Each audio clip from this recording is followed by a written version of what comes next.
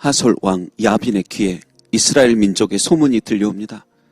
자들은 세계 최강이었던 애굽의 군대를 홍해에 수장시킨 장본인들이다. 저 견고한 여리고성을 무너뜨려버린 존재들이다.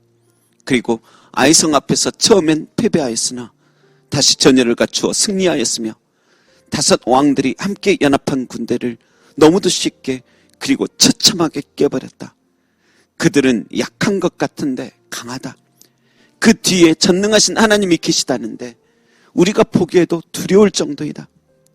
그런데 이런 놀라운 소식을 전해 듣고도 하솔 왕 야빈은 의기소침해지는 게 아닌 자신도 다른 왕들을 부추겨 또 다른 연합군을 이루어 이스라엘과 전쟁하고자 메롬 물가에 진을 칩니다. 여러분, 사람들은 생각보다 교만하고 강팍합니다.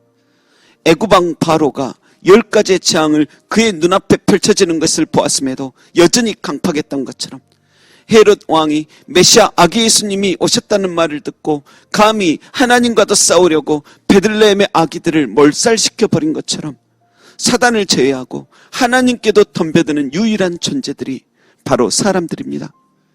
그들은 그렇게 함부로 살아가는 결과가 심판이요 멸망뿐임을 그 영혼이 어렴풋이 미세하게 알고 있음에도 끝까지 주님과 주의 사람들을 모독합니다. 그런데 여러분, 그렇게도 인간이 하나님 앞에서 강팍하게 행동하며 어리석게 군다면 하나님께서 두려움을 가지십니까? 시편 2편에는 그런 이들을 향한 하나님의 반응이 등장합니다. 하늘에 계신 이가 웃으시며 주께서 그들을 비웃으시리로다. 그러한 인간의 생각이 너무 가련하고 어처구니 없어 웃으실 뿐인 것입니다. 다시 본문으로 돌아가 하솔 왕 야빈은 결국 어떻게 됐습니까? 그 연합군은 처참하게 깨어지고 하솔 왕 야빈 역시 사망 후 불에 던져질 뿐이었습니다. 하나님에게 대항하고 살아남은 자 없다는 그 소식을 듣고도 자신의 힘과 무기와 경험만 믿으며 끝까지 하나님이 어딨어? 나도 한번 죽여봐 하며 객기를 부리다가 결국 멸망한 것입니다. 그런데 거기서 끝이라면 얼마나 좋습니까? 사람이 죽음 뒤에는 심판이 있고 2번째 사망까지 존재한다라는 것을 알아야 합니다. 여러분, 2번째 사망으로 나아감이 아닌 영생 복락으로 주님 품 안으로 하나님 주실 상급 안으로 의인들의 모임으로 죄의 권세 파괴된 자의 평안 가운데 나아가야 할 것입니다.